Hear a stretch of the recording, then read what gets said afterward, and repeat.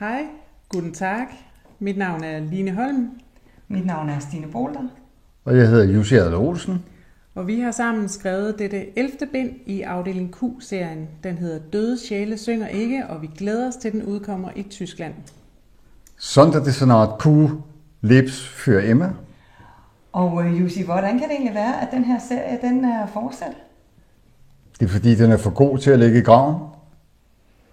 Og så tog vi jo en opgave op, må man nok sige, da Jussi han spurgte os, om ikke vi havde lyst til at fortsætte afdeling Q. Det var lidt af et spørgsmål, der blev stillet til os, ikke Line? Jo, men vi tog udfordringen op, og sammen har vi 3 skrevet den her bog nummer 11 i afdeling Q-serien. Den hedder på dansk Døde sjæle synger ikke. Og jeg vil gerne komme med den kommentar. Det er blevet rigtig godt. Omdrejningspunktet i bogen her, det er et drengekor. 5 drenge fra et kendt drengekor er tilbage i 1980'erne på en tur, en hyttetur. Og midt om natten, der sker der noget mellem de her 5 drenge, som får voldsomme og omfattende konsekvenser mange år senere, da drengene er blevet voksne og sidder på hver deres magtfulde position rundt omkring i det danske samfund. Som læser vil du forhåbentlig opdage, at næsten alt er ved det gamle i afdeling Q.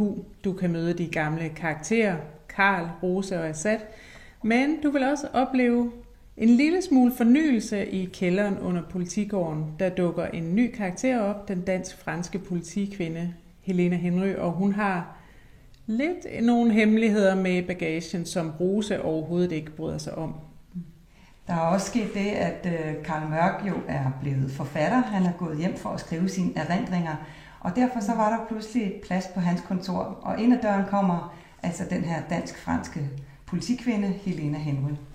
Og Gordon, ham var vi heller ikke glemt. Han er havnet op i Nordjylland som en eller anden ledende skikkelse i en eller anden ledende afdeling af en eller anden ledende et eller andet. I er selvfølgelig stadigvæk i verden, som verden er.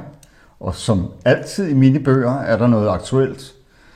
Jeg tror, at I alle sammen vil opleve, at det der, det kender I godt til. Sådan skal det være, men det skal også blandes ind i uhygge, i skrupelløse forbrydere, sindssyge hjerner. Og det er jo næsten i virkeligheden, som i virkeligheden. Skrupelløse forbrydere, sindssyge hjerner. Det er en ægte afdeling Q-bog. Den har alle de elementer, som en afdeling Q-bog skal have, og endnu flere. Humoren er intakt, det kan jeg love jer. Det er bare noget andet, og det er noget nyt. Og plottet i sig selv, jamen det er næsten bedre, end jeg selv kunne have fundet på. Læg mærke til, at jeg sagde næsten.